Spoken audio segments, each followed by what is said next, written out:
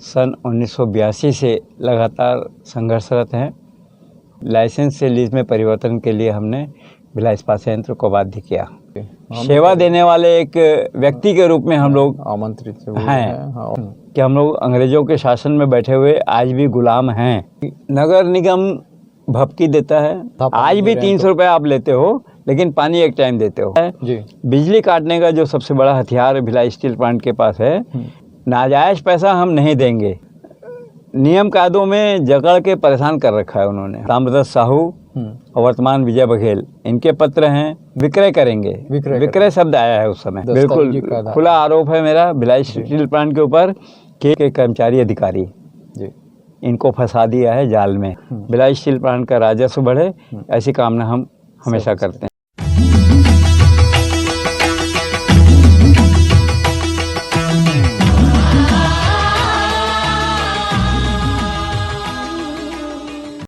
नमस्कार, पूरब टाइम्स के डिजिटल पेज पर आप सबका स्वागत है।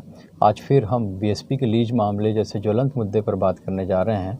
आज जो लीज मामला है वो मामला एक आम आदमी से व्यापारी तक के ऐसे दो विषयों पर बढ़ गया है और दोनों ही लोगों का एक अपनी अपनी अलग से प्रॉब्लम है। इस मामले पर जो सबसे ज़्यादा जानकार हैं भिलाई से ज्ञानचंद जैन जी हैं, जो हमारे वरिष्ठ भी हैं, जिनसे हम लोग हमेशा बहुत कुछ सीखते रहे हैं, जानते रहे हैं, समझते रहे हैं, जो लीज मामले को बहुत अच्छे से जानते हैं।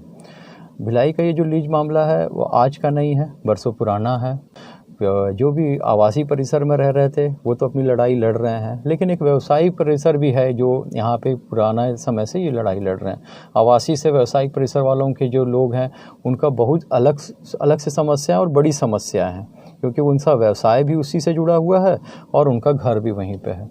हमारे साथ है ज्ञानचंद जैन जी। सबसे पहले सर, आप लोग इस मैटर पे शुरू से लड़ रहे हैं, भिलाई जब से है तब से, तो आज जो ज्ञानचंद जैन जी लड़ रहे हैं वो किस बैनर के तहत लड़ रहे हैं? तो सबसे पहले मैं पूरब टाइम्स का आभार व्यक्त करता हूँ, धन्यवाद देता हूँ जिन्होंने आज इस ज्वलंत मुद्दे पर मुझे चर्चा के लिए आमंत्रित किया जी।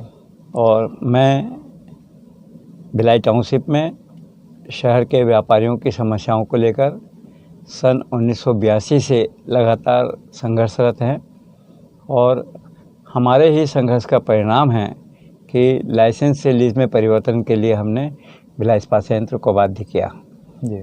मैं Steel City Chamber of Commerce Bhilai का अध्यक्ष और राष्ट्रीय स्तर पर कार्यरत हमारी संस्था Confederation of All India Traders CAT का मैं भिलाई अध्यक्ष हूँ जी। वर्तमान में चैम्बर ऑफ कॉमर्स छत्तीसगढ़ और कैट दोनों का आजीवन सदस्य भी हूँ। अच्छा सर, इसमें सर सबसे पहली बात है कि आज इस मामले में बाहर के लोग जिनका इनसे कोई वास्ता नहीं है, जिनके बारे में जानकारी नहीं है, वो लोग भी इसमें आके अपने क्रेडिट लेना चाहते हैं या अपनी स्थिति बनाने की कोशिश कर रहे हैं। तो इस ऐसी स्थिति में अब हर आदमी पे प्रश्न उठ रहा है। तो एक प्रश्न यही है, सबसे पहला प्रश्न कि सर कि ये जो आप जो दो संगठनों की बात कर रहे हैं, कैसे मान्यता है, क्या मान्यता है इनकी इसमें? कैट राष्ट्रीय स्तर पर व्यापारियों की संस्था है जी। और आपने देखा होगा कोरोना काल के दौरान जी जितने भी केंद्र शासन के मंत्रियों ने बैठकें की, हाँ, कैट के साथ की जी। हमारे राष्ट्रीय अध्यक्ष मिस्टर पीसी भरतिया और राष्ट्रीय महासचिव श्री प्रवीण खंडेलवाल जी हैं जी। और छत्तीसगढ़ में व्यापारियों के प्रतिनिधित्व करने वाले अमर परवानी, अच्छा, जो छत्तीसगढ़ चैम्बर ऑफ कॉमर्स के अध्यक्ष भी हैं, अच्छा, और हमारे राष्ट्रीय उपाध्यक्ष हैं। हाँ। उन्हीं के मार्गदर्शन में हाँ। हम लोग व्यापारिक समस्याओं के निदान की दिशा में पहल करते हैं जी। तो ये तो है कि ये तो बात तो सही है कि आपका एक ऑथेंटिक है, एक प्रमाणिक ही आपको मतलब राज्य शासन, केंद्र शासन ने प्रमाणिक तौर पे आपको प्रतिनिधित्व माना है व्यापारियों का, और आप लोगों की बात कर रहे हैं निश्चित रूप से। अभी जो बीएसपी का मामला है, इसमें सबसे बीएसपी के मामले में जो बीएसपी क्षेत्र के व्यापारिक परिसर के लोग हैं जिन्होंने लीज पे लिया हुआ है मैटर को, उनकी जो सबसे जो समस्याएं वो पहले आप बता दीजिए, क्योंकि वो भी हम लोग जो आम लोग हैं वो भी जानना चाहते हैं कि क्या समस्या है। भिलाई स्टील प्लांट ने 1984 में एक सर्कुलर जारी किया। अच्छा। उस सर्कुलर में उन्होंने इस बात का उल्लेख किया हाँ। कि ज़मीन का रेट उन्होंने एकड़ में शो किया था। अच्छा, जिसमें 4 लाख रुपए प्रति एकड़ ज़मीन की कीमत भिलाई स्टील प्लांट ने तय की थी। अच्छा, हाँ, हम व्यापारियों के यहाँ जब वो सर्कुलर लगा 2086 में, हाँ, 84 का सर्कुलर 86 में हम लोग के हाथ लगा, उनकी फाइल में थे, ओपन नहीं किया था उन्होंने। अच्छा, जैसे सर्कुलर हाथ लगा तो हम लोगों ने इस दिशा में बीएसपी मैनेजमेंट से चर्चा की। हाँ, उन्होंने सर्कुलर के को निरस्त करने की बात करते हुए उस पर अपनी सहमति से इनकार किया। हाँ, तब हम लोगों ने व्यापारियों के संगठन, जो उन दिनों हमारा युवा व्यापारी संघ के नाम से छत्तीसगढ़ प्रदेश स्तर पर पंजीकृत संस्था थी, हाँ, उस संस्था में हम लोगों ने जुड़कर संघर्ष किया जी, और दुकान दुकान घूम घूम कर हम लोगों ने दुकानदारों से प्रिंटेड पेपर हमने दिए दुकानदारों को, हाँ, आवेदन बनवाए। जी, आवेदन को रजिस्टर्ड डाक के माध्यम से भिलाई स्टील प्लांट को भेजा अच्छा, कि ये आपका सर्कुलर नंबर है, इस सर्कुलर के निरस्त करने की कोई जानकारी आपने शहर के व्यापारियों को नहीं दी, अच्छा, इसलिए हमारे आवेदन पर विचार करें। लगभग 786 आवेदन रजिस्टर्ड डाक से हमारे द्वारा उस समय भिलाई इस्पात संयंत्र को भेजे गए थे। जी, तत्पश्चात बीएसपी के मैनेजमेंट ने हमारे आवेदन पर विचार किया और दरों की सीमा को बढ़ा दिया। जो 4 लाख रुपए था उसको 8 लाख रुपए किया, अच्छा, और देना तय किया। हाँ, इस बीच में शहर के सम्मानित विधायक हाँ, स्वर्गीय श्री रवि आर्य जी थे, अच्छा, और हम लोगों ने उनसे संपर्क किया। उनके माध्यम से एमए मिल, जो भिलाई स्टील प्लांट के अधिशासी निदेशक और उन दिनों कार्यकारी महाप्रबंधक, जनरल महाप्रबंधक भी हुआ करते थे, अच्छा, उनके संपर्क में हम लोगों ने एक बैठक इस्पात भवन में की थी। व्यापारी संगठन, आर्या जी और बीएसपी मैनेजमेंट। और आर्या जी ने हमारे संघर्ष को देखते हुए, जिसमें हम लोग हाई कोर्ट और सुप्रीम कोर्ट हार चुके थे, हाँ, अच्छा, उस समय इस हाँ, संघर्ष में हम लोग हार चुके थे। अच्छा, उसके बाद आर्या जी ने हमारे लिए मेहनत की, व्यापारी वर्ग के लिए मेहनत की, और उनको 3 भागों में बांटा। अच्छा, पहला वो व्यापारी जो जन्म से 5 वर्ष तक की अवस्था में बैठा हुआ है, अच्छा, दूसरा 5 वर्ष से 15 वर्ष, अच्छा, आयु के हिसाब से, और हाँ, तीसरा साल वर्ष के हिसाब हाँ, से, वर्ष के हिसाब और से, तीसरा 15 वर्ष से ऊपर जिनको भिलाई स्टील प्लांट आने वाले समय में हाँ, लीज पद्धति पर हाँ, अनुमति देता है। हाँ, हाँ, 3 भागों में बांटकर अलग अलग दरें निर्धारित हुई, जी, और उन दरों पर शहर के व्यापारियों को लाइसेंस से लीज में कन्वर्ट किया गया। अच्छा, उस समय लाइसेंस से लीज में हम लोग लाइसेंस में थे, अच्छा, हमको 13 फीट और कहीं कहीं 15 फीट हाँ, ऊंचाई सीमा का निर्धारण भिलाई स्टील प्लांट ने किया हुआ था। हाँ, इन सभी व्यापारियों को हाँ, ऊंचाई की सीमा 22 फीट की गई, अच्छा, और बाद में फिर हम लोगों ने संघर्ष किया, हाँ, तब यह सीमा बढ़कर 33 फीट तक आई। अच्छा, आज दुकानदार हाँ, 33 फीट तक लीज में आने के बाद 33 फीट तक निर्माण करने की पात्रता रखता है। अच्छा, ये एक नई चीज़ है जो हाँ। हम सब जो बाहर के लोग इसके बाद में जी, जब 30 वर्ष की अवधि दुकानदारों की पूरी हो गई, हाँ, हमारे अनुबंध में स्पष्ट इस बात का उल्लेख है जी, कि 30 वर्ष के बाद जब इसको रिन्यूअल कराना होगा तो ग्राउंड रेंट 2%, अच्छा, सर्विस चार्ज 1%, हाँ, ये भिलाई स्टील प्लांट को हमको देना होगा, ये आपको, हाँ, और ये मतलब इसकी समयावधि हर वर्ष, बाजार मूल्य का 50%, 2% और 1% के रूप में हाँ, हमसे वो लेगा। ये प्रति वर्ष था कि मतलब था?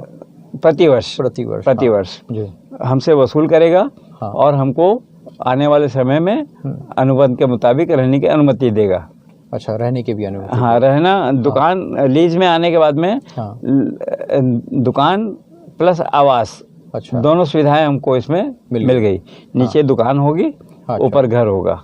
जो शायद हम लोगों ने शायद पहले जो एक विचार बना लिया था कि व्यापारी मतलब सिर्फ व्यापार का था, पर आप भी आवासी एक तरीके से नहीं, ऐसा नहीं है।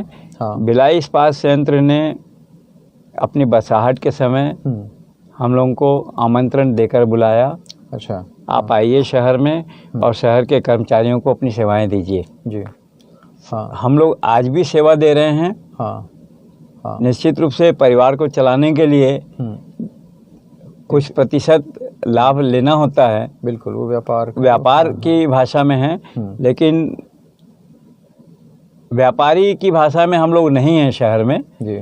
सेवा देने वाले एक व्यक्ति के रूप में हम लोग आमंत्रित हैं। और वो अभी सेवा भी किसी भी तरह का व्यापार की भाषा में यदि हम बात करें तो आज टाउनशिप की स्थिति को आप देखेंगे जी, तो यहाँ की स्थिति ये हो गई है कि हम लोग अपने परिवार का लालन पालन करने की स्थिति में आज नहीं हैं जी, क्योंकि पटरी के उस पार और अब कृष्णा टाकीज रोड आपका रिशाली का क्षेत्र इतना तेजी से राज्य शासन ने डेवलप कर दिया है और हम लोग बीएसपी के नियम कायदों में उलझे हुए हैं।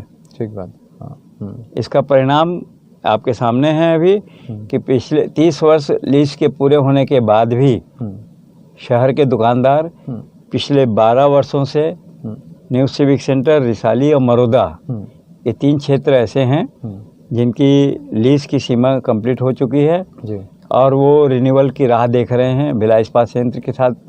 हाँ। लेकिन भिलाई स्टील प्लांट पिछले 12 वर्षों से बेदखली नोटिस हम लोगों को दिया हुआ है शहर के दुकानदारों को। अच्छा। बिजली काटने का आदेश दिया हुआ है। हाँ। लेकिन हम लोगों ने विद्युत नियामक आयोग के माध्यम से कंज्यूमर फोरम में केस फाइल करके दुकानदारों को हमने राहत दिलाई है। समय पर बिजली बिल के भुगतान करने वाले किसी भी दुकानदार के दुकान अथवा आवास की बिजली भिलाई इस्पात संयंत्र नहीं काट सकता। अच्छा। ये हमने आदेश लाया है। हाँ। कानूनन। हाँ। दूसरा समझ से परे है कि जिस जमीन का बाजार मूल्य हमसे वसूल लिया गया हो, अच्छा, उस जमीन पर बाजार मूल्य से राशि की मांग करना निहायत गलत है जी। हम चाहते हैं कि अनुबंध के मुताबिक ग्राउंड रेंट और सर्विस चार्ज जो 50% वो बढ़ा सकते हैं बढ़ाए और हमको व्यापार करने की अनुमति यथावत दे जी। शारीरिक, आर्थिक और मानसिक प्रताड़ना से शहर के व्यापारियों को भिलाई इस्पात संयंत्र बचाए। राज्य शासन बचाए जी। राज्य शासन का उल्लेख मैं इसलिए करना चाहूँगा कि हम लोग भी देश के नागरिक हैं। सही बात। देश के नागरिक को सुविधा देना भिलाई इस्पात संयंत्र के साथ साथ राज्य शासन का भी अपना दायित्व है जी। लेकिन वर्तमान समय में चूँकि भिलाई स्टील प्लांट का क्षेत्र स्वामित्व केंद्र सरकार के अधीन होने के कारण जी, राज्य शासन की कोई भी योजनाएं भिलाई इस्पात संयंत्र के क्षेत्र में लागू नहीं होती है जी। कहीं कभी कभी हम लोगों को ऐसा लगता है कि हम लोग अंग्रेजों के शासन में बैठे हुए आज भी गुलाम हैं जी। हाँ, ये व्यथनीय बात है एकदम जी। हम गुलाम हैं जी। हर छोटे छोटे मामलों में हमारे साथ नियम कायदे अड़ंगे लगाए जाते हैं। हाँ। शहर में यदि 50 व्यापारी एक लाइन से किसी मामले में डिफ़ॉल्ट हैं तो आप सिर्फ 5 व्यापारियों को नोटिस भेजते हो, 45 को नहीं भेजते। हाँ, मतलब ये बीएसपी व्यापारियों को तोड़ो जी। हाँ। और राजनीति करो। हाँ। और हमको ऐसा लगता है कि शहर का व्यापार भिलाई इस्पात संयंत्र समाप्त करना चाहता है। हाँ। इसलिए यहाँ नियमों के तहत व्यापार करने की अनुमति न देकर जब जो नया अधिकारी कुर्सी पर आता है अपने नए नियम लागू करता है जी। मुझे यह बताते हुए काफ़ी दुख होगा कि एक समय वो भी था जब शहर में व्यापार करने की अनुमति भिलाई इस्पात संयंत्र आराम से देता था। अच्छा।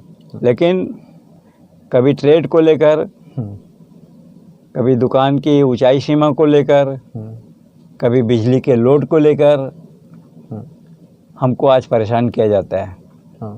और राज्य शासन के नियंत्रण में नहीं होने के कारण राज्य शासन के प्रतिनिधि इस पर जब भी चर्चा करते हैं किसी समस्या का हल हमको नहीं मिलता जी। एक प्रश्न जो हम सबके मन में है और जो अब तो आप भी क्या कहते हैं आवासीय क्षेत्र में भी हैं आपका उसमें राज्य शासन तो नहीं करती केंद्र शासन ने भी जो नियम बनाए हैं वो भी सबसे छुपे हुए हैं। हाँ। कि उसका भी कोई नियंत्रण नहीं है। भिलाई निगम का गठन हुआ। भिलाई निगम का सबसे बड़ा हिस्सा भिलाई का आवासीय कॉलोनी ही था। हाँ। तो भिलाई निगम की इसमें क्या भूमिका रही है आज तक के? क्योंकि भिलाई निगम को सबसे पहला प्रश्न होना चाहिए, क्योंकि उसके लिए इसीलिए तो गठन हुआ था। हाँ जी। अदरवाइज भिलाई निगम या रिसाली निगम का गठन क्यों किया? क्योंकि तो उस पर भी आप अपना अनुभव बताइए कि क्या भिलाई निगम से कैसा अनुभव? देखिए, नगर निगम भिलाई जी। में बैठने वाले अधिकारी और प्रतिनिधित्व करने वाले हमारे राजनेता हाँ।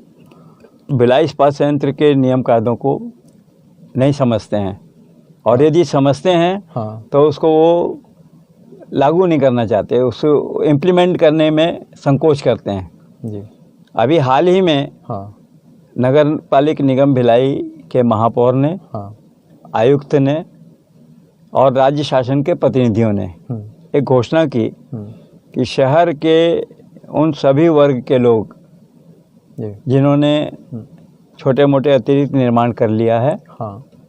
उसका नियमितीकरण नगर पालिक निगम के माध्यम से किया जाएगा। जी। हम लोग उत्साहित थे कि एक संस्था राज्य शासन की हमारे आवास को, हमारे दुकान को या अन्य आवासीय भवनों को नियमित करने के लिए आगे आई है। हाँ। लेकिन फिर वही समस्या वहाँ पर है। जी। नियम कायदों में भिलाई स्टील प्लांट ने जकड़ दिया और विभिन्न नियमों के तहत अपना स्वामित्व होना बताया। अच्छा, फिर मतलब स्वामित्वधारी व्यक्ति यदि भिलाई इस्पात संयंत्र है जी, तो नगर निगम का हस्तक्षेप भिलाई इस्पात संयंत्र प्रबंधन के क्षेत्र में वर्जित है। ऐसा भिलाई इस्पात संयंत्र ने नोटिफिकेशन भी किया और समय समय पर इसकी जानकारी वो समाचार पत्रों के माध्यम से जनता को देते भी हैं। जी। दुविधा में आने के कारण नियमितीकरण की प्रक्रिया यथावत बनी हुई है। हाँ। किसी भी व्यापार जगत से संबंधित हो या हाउस आवास से संबंधित मामले हो, किसी भी समस्या का हल नहीं हुआ। एक दो प्रकरण का निराकरण हुआ। बताया जाता है कि वो भी नगर निगम ने फर्जी तरीके से किया। हाँ। उसके रिकॉर्ड आज नगर निगम के दस्तावेजों में नहीं है।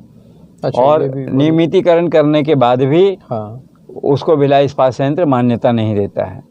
अच्छा, मतलब एक तरह ऐसे दो प्रकरण शहर में हैं। मतलब एक तरफ नगर निगम बोलती कि मैंने नियमितीकरण कर दिया और दूसरी तरफ भिलाई स्टील प्लांट मानता नहीं है।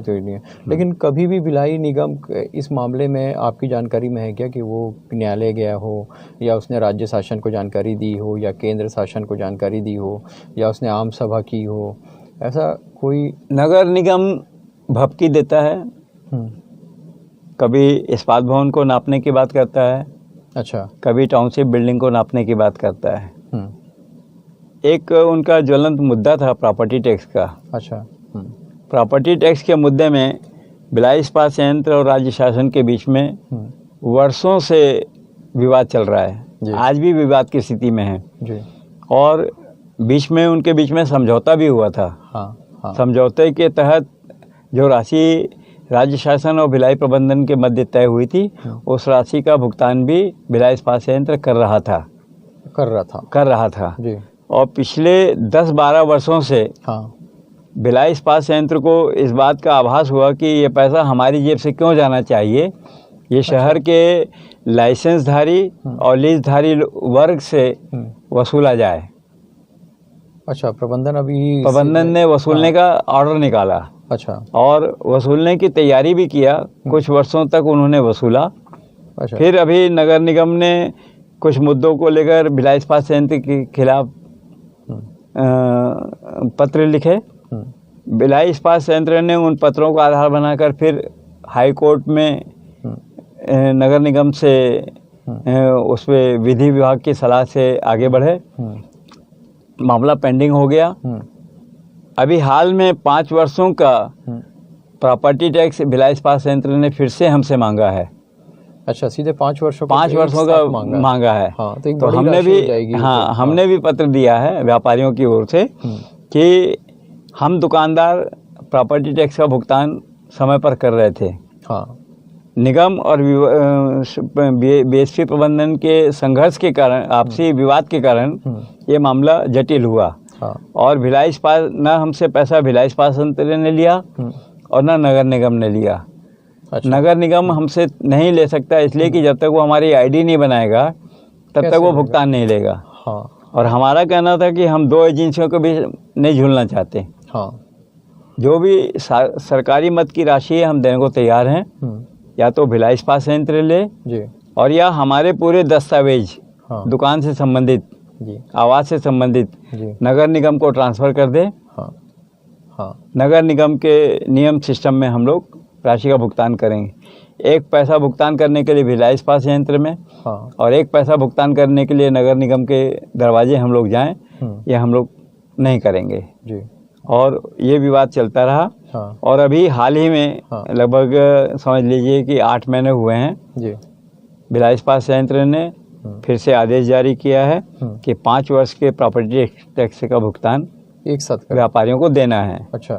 उन्होंने सुविधा दी, 2 साल की सुविधा दी, लेकिन हम लोगों ने हम लोगों ने बोला है कि 1 साल रनिंग और 1 साल पुराना, अच्छा, ये पैसा आप हमसे लेते रहिए। अच्छा। ताकि आने वाले 5 वर्षों में हम धीरे धीरे इसका भुगतान कर सके। एक मुश्त देने के व्यापारी नहीं है। और यदि कोई व्यापारी भुगतान करता है तो वो स्वतंत्र है। इस पर किसी भी तरह का ब्याज भिलाई इस्पात संयंत्र हमसे न वसूले, क्योंकि आपकी लापरवाही से हम भुगत रहे हैं।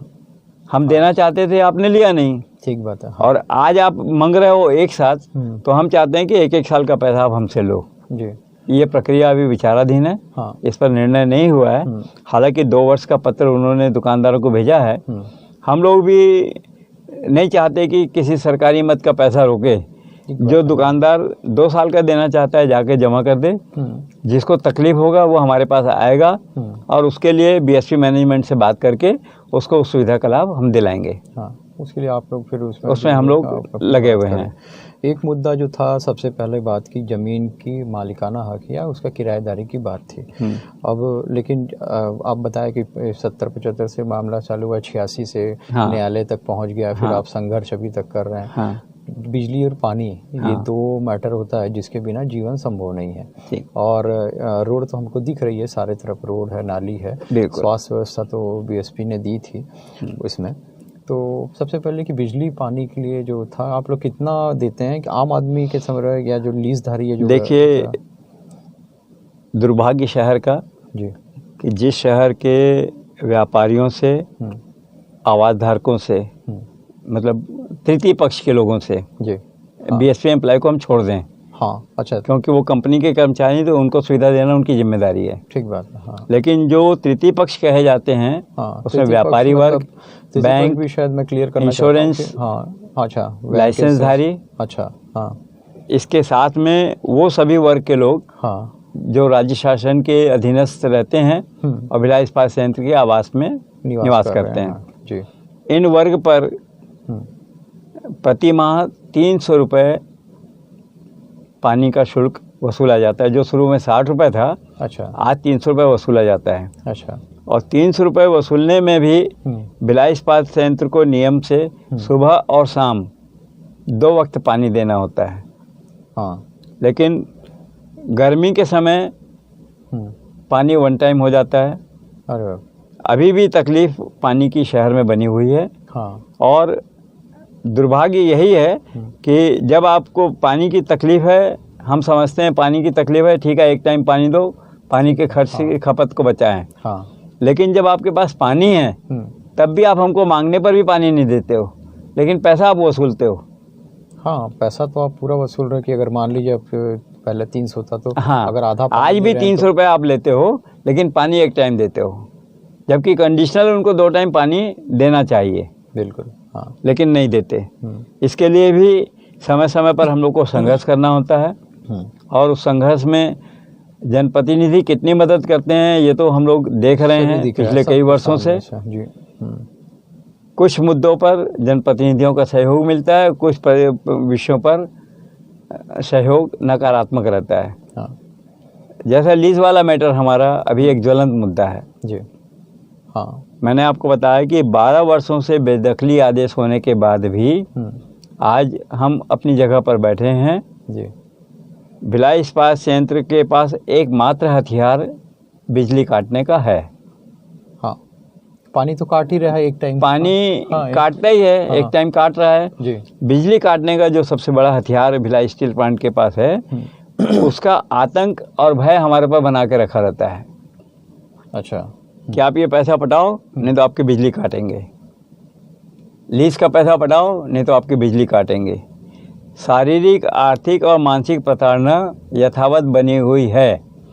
हम लोगों ने कंज्यूमर फोरम में फाइल किया, रेगुलेटरी कमीशन में फाइल किया और वहाँ से एक आदेश लाया कि जो उपभोक्ता समय पर बिजली बिल का भुगतान करेगा उसकी बिजली भिलाई स्टील प्लांट नहीं काट सकता।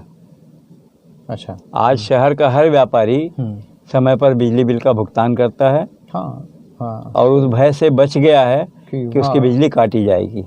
अच्छा, मतलब उससे तो कम से कम एक चीज़ से ज़्यादा आज 12 साल के ये बेदखली नोटिस के बाद भी हमने अपने शहर के व्यापारियों को बचा रखा है। किसी की दुकान की बिजली, किसी के आवास की बिजली भिलाई इस्पात संयंत्र नहीं काट सकता। हाँ, ये आदेश है आयोग का, रहा है महीने का और अपना वो यथावत हम चाहते हैं कि जो भी शासन के शुल्क हैं आप हमसे लीजिए। हाँ, नाजायज पैसा हम नहीं देंगे। ठीक बात है। हाँ, और अभी एक तो ज्वलंत मुद्दा इसी से संदर्भ में है जी, जो पैनल रेंट से संबंधित है। अच्छा, पैनल रेंट मतलब लोग जो बाहर के लोग नहीं समझ रहे हैं। हाँ, मैं बता रहा हूँ, अच्छे से डिटेल बता देता हूँ। हम दुकानदारों को दुकान के साथ में आवास की सुविधा दी गई। अच्छा, हाँ, ज़रूरत के मुताबिक कभी दुकान की ऊंचाई 1 फीट या छज्जा जो सिविल बिल्डिंग कोड के मुताबिक 3 फीट से 3.5 फीट या 4 फीट हो गया। कभी कभी हम लालच में ज़्यादा बना लेते हैं। हाँ, जो थोड़ा सा उसमें एक बाथरूम बन जाए, गैलरी हो जाए बच्चों के घूमने फिरने के लिए घर के ऊपर में छज्जे में। हाँ, तो उस हिसाब से उसको बना देते हैं, तो उस पर वो एक पेनल्टी चार्ज करता है। दंड, जिसको हम लोग पैनल रेंट शुद्ध भाषा में कहें। हाँ, प्रति माह हम लोगों से उन्होंने अलग अलग परसेंटेज तय करके, यदि आपने दीवार बना रखी है तो ये प्रतिशत होगा, आपने पीछे बना दिया है तो इतनी राशि देना है, ऊंचाई बढ़ा दिया है तो इतना देना है। अलग अलग उन्होंने अपना क्राइटेरिया फिक्स कर दिया है जी। हाँ, और दुकान को वो आते हैं, यदि कोई सुविधा हमको चाहिए तो दुकान में सुविधा लेने के पहले आपके मकान की नापजोख होगी। नापजोख में वो घर के अंदर घुस जाते थे कि आपने यहाँ ये दीवार कैसे बनाई, ये घर में ये छज्जा आपने कैसे निकाला। अच्छा, तो इसके लिए तत्कालीन राजस्व मंत्री ने हमको मदद की। अच्छा, और उन्होंने लंबाई, चौड़ाई और ऊंचाई आधार बनाकर हम दुकानदारों को राहत दी थी, ये तय है। और उसके बाद से किसी भी दुकान के अंदर जाकर, घर के अंदर जाकर नापने की प्रवृत्ति भिलाई इस्पात संयंत्र ने बंद कर दी। ये नेशनल बिल्डिंग कोड में भी है। हाँ, ठीक है, वो हाँ सही नियम में नेशनल बिल्डिंग कोड में तो 33 फीट ऊंचाई तक निर्माण पर किसी भी तरह का पैसा अतिरिक्त भिलाई स्टील प्लांट नहीं ले सकता। हाँ। लेकिन आपको जानकर आश्चर्य होगा कि 13 फीट के ऊपर यदि हमको निर्माण करना है 22 फीट ऊंचाई तक, तो एक स्लैब का पैसा लेता है। उसके बाद स्लैब को नापता है। हाँ, जमीन के रेट का जो भी 10% 8% उन्होंने रेट फिक्स कर रखा है, वो पैसे की डिमांड करता है। उतना पैसा दुकानदार जमा करता है, तब वो आपको अनुमति मिलती। दूसरी छत डालना है तो फिर आपको उसी कैटेगरी में, हालांकि गलत है लेकिन हमारी ज़रूरत है। हाँ, इसलिए हम लोग पैसे देकर, पहले ही कहा कि हम लोग बीएसपी के प्रशासन की गुलामी में हैं निश्चित रूप से। कोई राहत शहर के व्यापारियों को भिलाई स्टील प्लांट से नहीं है। और नियम कायदों में जकड़ के परेशान कर रखा है उन्होंने हमको। निगम का फिर मेरा एक प्रश्न है, मैं बार बार निगम तरफ ही आ रहा हूँ, क्योंकि निगम प्रशासन, शहर का प्रशासन वही व्यवस्था पूरी वही करता है। निगम इतने सारे लोग हैं, एक बड़ी आबादी क्षेत्र है जो वर्षों से यहाँ रह रहे हैं। मतलब जैसे आपने बताया कि हमारा युवा संगठन था, आज आप स्टील सिटी चैम्बर के नाम पे आ गया, हाँ उसमें था, आज वो युवा चैम्बर्स मतलब अपने काम कर रहा है। लेकिन जो उसके सदस्य थे वो अपने इसमें सीनियर सिटीजन्स के इसमें आ गए। इतनी लंबी लड़ाई लड़ने के बाद में भी आज तक के नगर निगम ने कुछ नहीं किया। नगर निगम की जो सरकार थी उन्होंने कुछ भी नहीं किया, ये दिखता है, तभी ये संघर्ष चल रहा है। तो इसके लिए आप लोगों ने नगर निगम से कभी कोई नहीं किया? मेरे पास 7 पत्र अलग अलग आयुक्त के हैं। अच्छा। और हर पत्र में आखिरी लाइन लिखा हुआ है कि राजस्व के इन नियमों के तहत, भूमि विभाग के इन नियमों के तहत यदि भिलाई स्टील प्लांट कार्य नहीं करता है तो उसके पीछे उस पर अपराध दर्ज कराया जाएगा और 420 का प्रकरण दर्ज किया जाएगा। भिलाई, ये पत्रों में उल्लेख है। किसके खिलाफ? भिलाई इस्पात संयंत्र के खिलाफ। भिलाई इस्पात संयंत्र के खिलाफ आयुक्त नगर पालिक निगम ने समय समय पर लिखा। हाँ, नगर पालिक निगम ने ऐसे शब्दों का उपयोग करते हुए पत्रों पे उल्लेख किया है। 420 की धाराओं के तहत कार्रवाई की जाएगी जी। लेकिन दुर्भाग्य शहर का कि आयुक्त को भिलाई इस्पात संयंत्र का मकान मिल जाता है। अच्छा। बच्चों को सुविधाएं मिल जाती है। महापौर को बंगले मिल जाते हैं। महापौर को सुविधाएं मिल जाती है। तो ये सब लोग नंगा नाच खेलते हैं शहर के लोगों के साथ। ये बहुत व्यथनीय और गंभीर, मैं गंभीर और दुख के साथ कह रहा हूँ, इसलिए कि हम लोगों को बहुत पीड़ा है जी। शासन के किसी भी अधिकारी, 3 कलेक्टर के पत्र मेरे पास हैं, मिस्टर अंकित आनंद, नरेंद्र सर्वेश्वर भूरे और वर्तमान कलेक्टर जो भी कुर्सी पर बैठे हुए हैं, सभी ने लिखा कि राज्य शासन के नियमों के तहत भिलाई इस्पात संयंत्र को दुकानों की लीज प्रक्रिया का निराकरण करना चाहिए। बिल्कुल, राज्य शासन के तहत होना, राज्य शासन के नियमों के तहत, क्योंकि राज्य शासन के नियमों के तहत आप पैसा वसूलते हो, दंड राशि की वसूली भी आप करते हो। जब जब जमीन के रेट राज्य शासन बढ़ाता है तो आप अपने दंड राशि का शुल्क बढ़ा देते हो। तो जब अनुबंध की शर्तों में इस बात का उल्लेख है कि आपको रिन्यूअल देना है तो आप रिन्यू क्यों नहीं करते हो? यह हमारा सीधा कटाक्ष है भिलाई प्रबंधन के साथ। और सीधा एक खड़ा प्रश्न है, सांसद, विधायक, मंत्री, चाहे वो इस्पात मंत्री हो, 4 इस्पात मंत्रियों से हम लोगों ने दिल्ली में और भिलाई प्रवास के दौरान, सेल के चेयरमैन लगभग 3 दिल्ली में और भिलाई प्रवास के दौरान हम लोगों ने विधायक के माध्यम से, सांसद के माध्यम से, जब जो विधायक सांसद रहा उनके माध्यम से हमने संपर्क किया। सबने चर्चा के दौरान हाँ बोला, लेकिन पटल पर आज भी 0 है।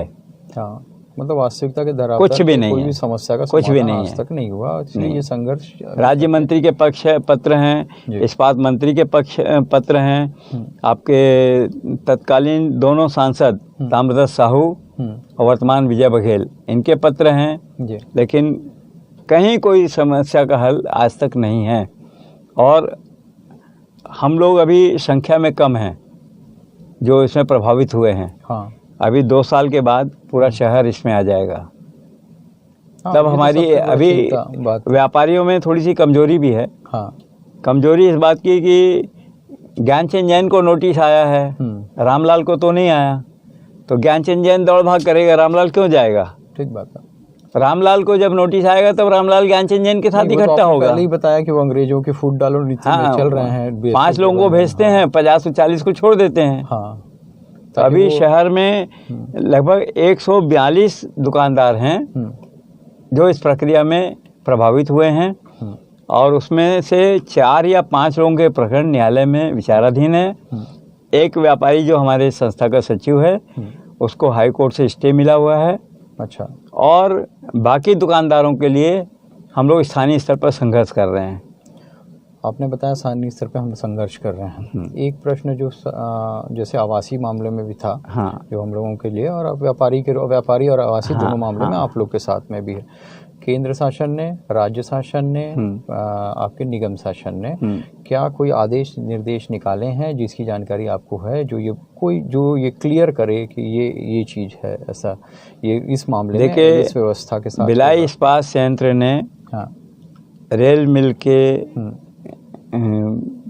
एक्सपांशन के लिए एक आदेश जारी किया था, सेल और कैबिनेट मंत्रालय के सहमति से, कि भिलाई स्टील प्लांट के आवास हम अपने कर्मचारियों को लीज पद्धति पर देना चाहते, विक्रय करेंगे। विक्रय शब्द आया है उस समय। अच्छा, विक्रय शब्द आया है। यस, सेल करेंगे, बिक्री कर रहे हैं वो अपनी भाषा में। हाँ। लेकिन अभी हाल में हमने देखा कि जिन आवासों में निर्माण हुए बिना अनुमति के, आवास तो लोगों ने ले लिया। ठीक बात। 4,500 मकान भिलाई स्टील प्लांट ने सबने लिया, सबने कुछ कर्मचारियों को दिया। हाँ। उस पर निर्माण के लिए प्रतिबंधित किया था कि आप निर्माण नहीं करेंगे, लेकिन कर्मचारियों ने अपनी आवश्यकता को ध्यान में रखते हुए जैसा मन चाहा वैसा निर्माण किया। नहीं तो इसमें एक और चीज लेकिन भिलाई स्टील प्लांट यहाँ पर भी दोहरा खेल खेला जी। भिलाई स्टील प्लांट के अधिकारियों को लगा कि फलाना व्यक्ति मेरा दुश्मन है, तो उसके मकान में आपने जेसीबी चला दिया, तोड़ दिया, निर्माण करता व्यक्ति को परेशान किया जो बीएसपी का एम्प्लॉय या एक्स एम्प्लॉय था। अच्छा, ऐसी भी स्थिति हुई? या सेक्टर 10 में सड़क नंबर 16 के सामने एक परिवार है जो निर्माण कर रहा था, जिसके मकान को तोड़ा सेक्टर 10 में। इसी तरीके से बहुत सी जगह पर तोड़फोड़ किया, बहुत जगह नोटिस भेजा, बहुत ज़्यादा संपदा न्यायालय में प्रकरण भी है वर्तमान में इन आवास को लेकर। लेकिन आज वही अधिकारी जो कल उनको नोटिस भेजा करते थे, आज रजिस्ट्रार के कार्यालय में बैठ के हस्ताक्षर कर रहे हैं। अच्छा, ऐसी जो अधिकारी नोटिस भेजा करते थे, आज राज्य शासन के दबाव में हस्ताक्षर करने बाध्य हैं। भिलाई इस्पात संयंत्र के मुख्य कार्यपालक अधिकारी के दबाव में हस्ताक्षर करने बाध्य हैं। ये भी बहुत गंभीर आरोप है और बिल्कुल खुला आरोप है मेरा भिलाई स्टील प्लांट के ऊपर कि यदि अधिकारी और कर्मचारी बिना अनुमति निर्माण करता है तो उसके ऊपर उसको पेनलाइज नहीं करते आप। रेरा का कानून है, जैसे बिजली में कानून बना हुआ है, कंज्यूमर चाहे बीएसपी का एम्प्लॉय हो चाहे कोई तृतीय पक्ष का वर्ग हो, दोनों को समान दर पर बिजली मिलेगी। उसमें भेदभाव नहीं होगा। भेदभाव नहीं होगा।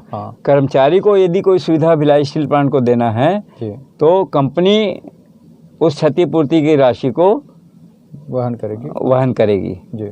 ये आदेश है और ये आदेश हम लोगों ने भी लाया है कोर्ट से आदेश। तभी आज ये जो बिजली वाला जो मामला चल रहा है, आज समान दर शहर के व्यापारियों को जो सस्ती बिजली मिल रही है, उसके पीछे रीजन हमारा संघर्ष है। कोर्ट के ऑर्डर हमारे लाए हुए हैं। सही, आप तो न्यायालय में गए, आपके पास दस्तावेज? हमारे पास दस्तावेज है, प्रमाण है। तत्कालीन युवा व्यापारी संघ के अध्यक्ष की हैसियत से हमारा संघर्ष है वो जी। और उस दस्तावेज के बाद भिलाई स्टील प्लांट के हम लोगों ने हाथ और पैर काट दिए कि वो किसी भी मकान दुकान की बिजली वो काट पाने में सक्षम नहीं है। बिल्कुल। एक जो आपसे अंतिम प्रश्न है कि अब जो आवासीय क्षेत्र में रहने वाले बीएसपी वाले हैं और लीज को लेकर और नए नोटिस के बाद में परेशान हैं। व्यापारी तो आप बता रहे हो 75 से 80 की लड़ाई की वैचारिक थी, उसके बाद कागजों में 85 से आपकी लड़ाई 86 से आपकी आ गई। अब इसके आगे क्या व्यापारी वर्ग देखिए जो हम लोगों को सहयोग करेगा, क्या जो बीएसपी एम्प्लॉई थे और उन्होंने जब मकान ले लिया? देखिए ये भी एक शहर का दुर्भाग्य है जी कि राज्य शासन के सर्वोच्च, शहर के सर्वोच्च और नगर पालिक निगम के महापौर, इसके साथ साथ बीएसपी का प्रबंधन, इन लोगों ने बीएसपी के आवास धारक और बीएसपी के कर्मचारी अधिकारी इनको फंसा दिया है जाल में। हाँ वो तो हाँ, जो हाउस लीज योजना व्यापारी ये आवास धारकों को दी गई थी, उसके निर्माण को नियमित करने का काम भिलाई इस्पात संयंत्र का था। ठीक बात है।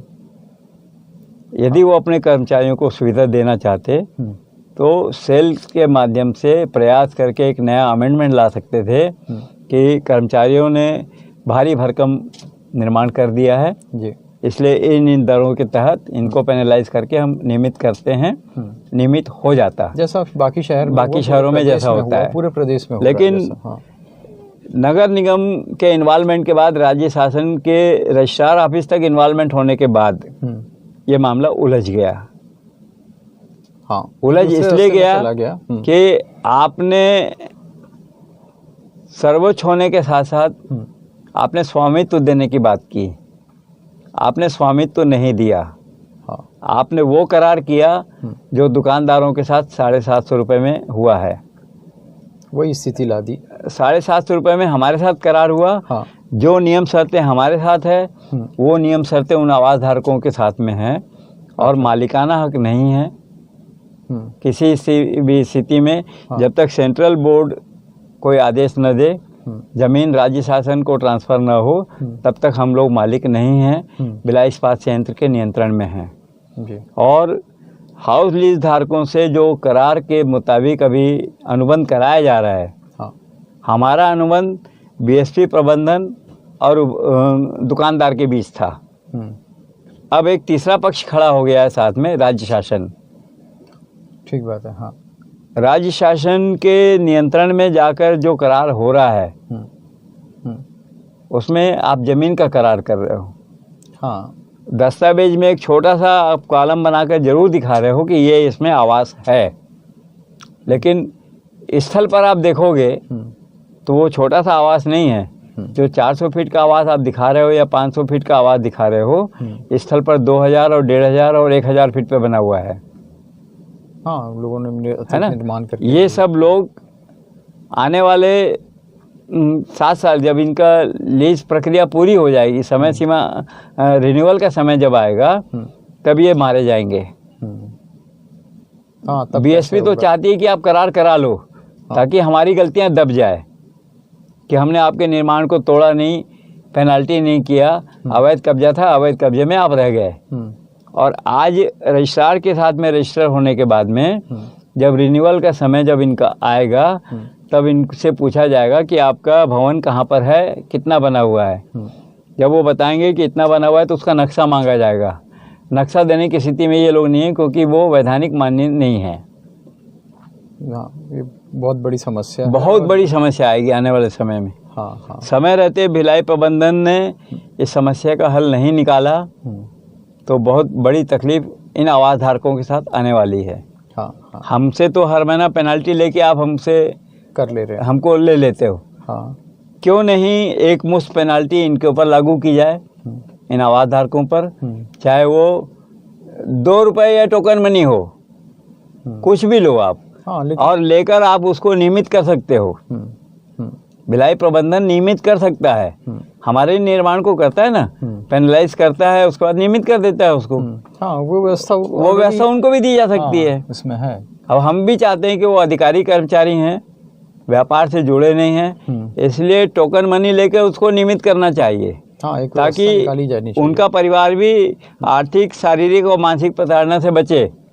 सही है। जिस कर्मचारी ने मकान लिया, आज उसकी उम्र 70 साल, 75 साल, 80 साल हो गई है, वो भी चाहता है कि मैं अपने आवास को अपने बेटे को, अपने बेटी को दे दूं। हाँ, या इसको विक्रय करके जो पैसा आएगा वो मैं इनको परिवार के लोगों को दे दूं। लेकिन वो इस पोजीशन में नहीं है, ना वो बेच सकता है, ना परिवार के अलावा किसी व्यक्ति को हस्तांतरित कर सकता है।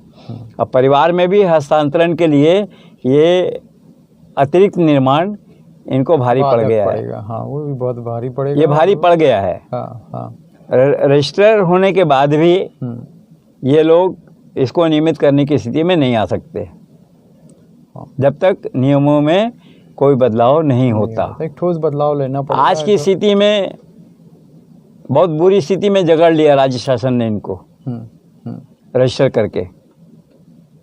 और स्वामित्व देने की बात निहायत गलत है, कोई स्वामित्व नहीं है।